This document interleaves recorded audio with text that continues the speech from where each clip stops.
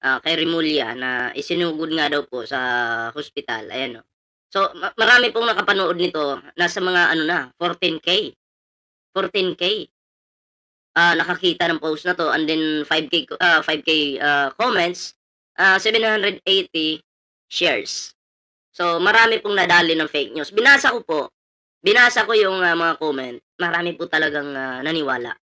Marami pong, tatanga-tanga pa ring Pilipino. Napakarami po, sa totoo lang, 'di ba? Hindi po sila nag-iisip, hindi man lang nagre-research. Kaya ang payo ko sa inyo, wag po magpabiktima ng fake news, mag-research din po.